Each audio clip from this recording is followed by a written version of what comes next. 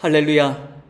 2025년 12월 12일 금요 기도의 말씀을 같이 나누도록 하겠습니다. 오늘은 먼저 오늘 함께 나눌 제목을 먼저 보도록 하겠습니다.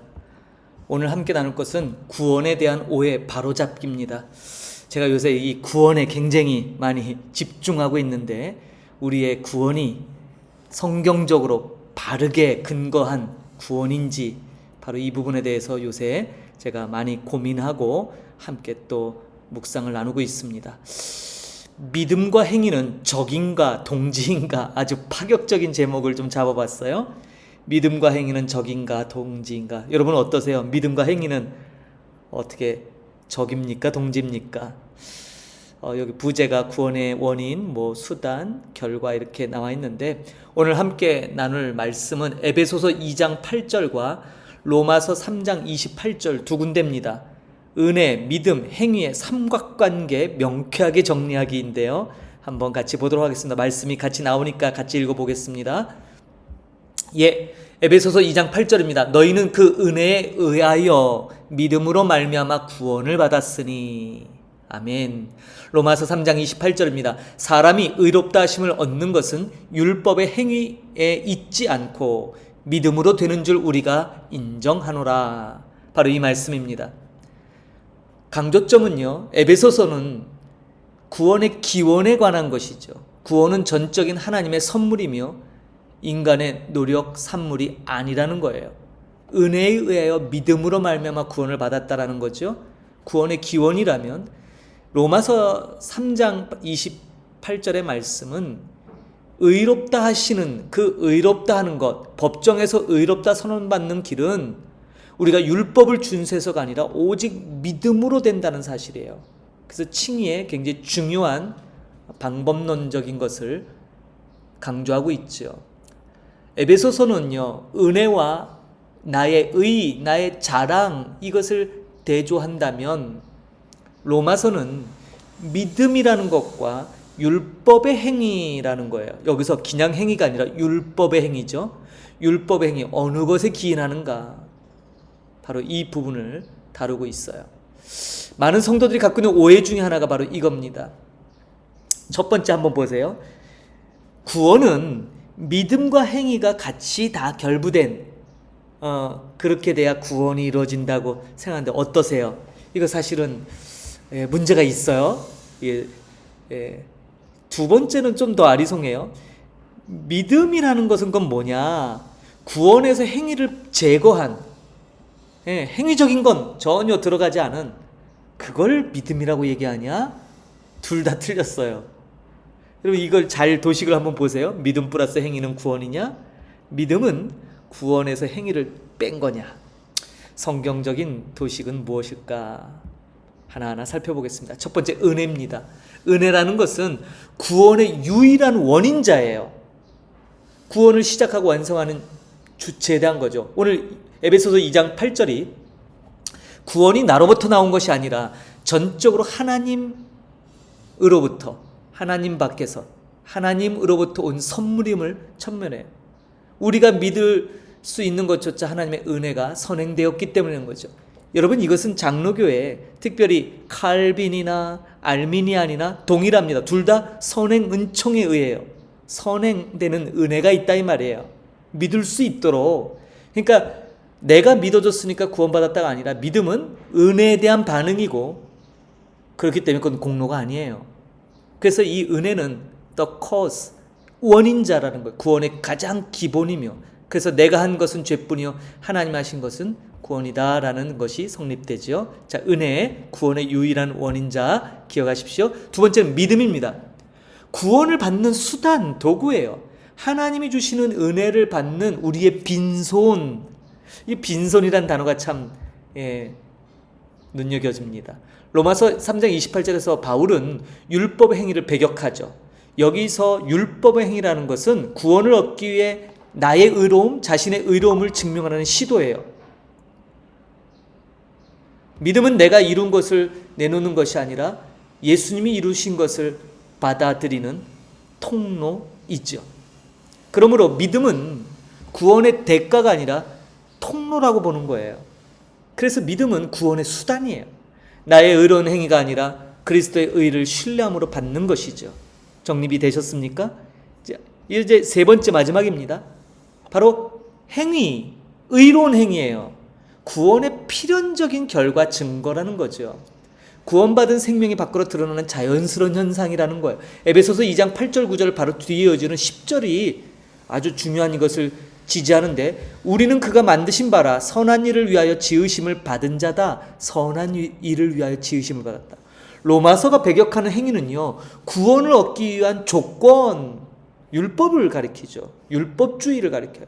에베소서가 말하는 지금 여기서의 행위는요, 구원받은 자의 목적으로서의 행위예요. 다시 말해서 열매죠. 그러므로 우리 오해를 바로잡아야 돼요. 지난번에 구원의 획득이라는 제가 제목을 말씀을 나눴는데, 오늘 행위는 구원의 뿌리가 아니라 열매죠. 지난번에 우리가 정리했잖아요. 구원의 획득에서 행위는 열매예요. 근데 열매가 없다라는 건 뭐예요? 뿌리가 죽은 것임을 증명하죠. 그렇죠? 이게 야고보서 얘기 아닙니까? 행함이 없는 믿음은 죽은 믿음이다. 예, 행함이 없는 것은 죽어 있는 거다라는 거예요. 열매가 없으면 뿌리가 죽은 것이죠. 자, 더 프루츠, 열매, 과일, 구원의 증명입니다. 살아있는 믿음은 반드시 순종과 사랑이나 의로운 행위를 낳게 된다는 거죠. 이것이 바로 사실 전통적인 아주 곤고한 우리의 구원관입니다. 여기에 이제 사실 언약신학이라는 부분이 추가되면 다소 좀 난해해지고 어려울 듯 하지만 사실 그렇지 않아요. 더 이 언약신학은 바로 이 부분을 아주 맹렬하게, 극렬하게 지지하는 겁니다. 자, 올바로 구원 순서는 이렇게 이해하시면 돼요. 은혜와 믿음, 행위를 각각 하나님으로부터 주어지는 원인, 구원의 원인자죠. 그 다음에 믿음은 수단일 거예요. 그리고 행위는 결과죠. 구원의 기초는 오직 은혜입니다. 구원의 수단은 오직 믿음이죠. 구원의 증명은 반드시 따르는 우리의 행위일 겁니다. 루터와 칼빈의 사상을 좀 요약해 봤습니다. 둘 다 이렇게 얘기했어요. 우리는 선한 행위로 구원받지 않습니다. 선한 행위로 열매로 구원받는 게 아니라는 거예요. 우리는 뿌리가 어디에 있는가? 뿌리의 근거성. 그렇죠? 예, 그것을 믿음이라고 얘기하지요.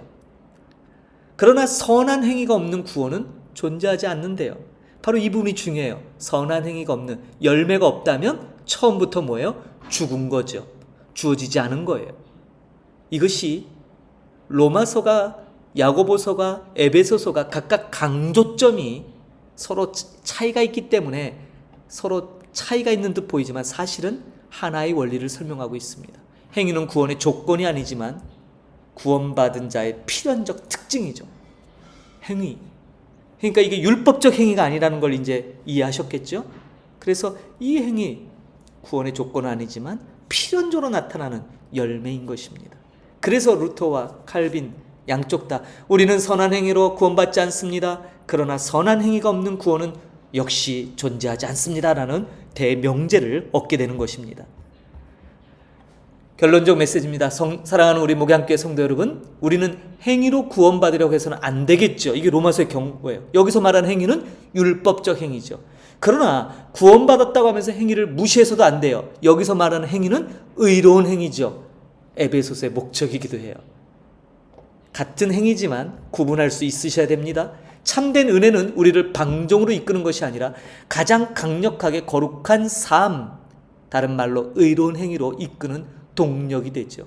이것이 바로 그 유명한 은혜가 왕노릇하는 삶이에요.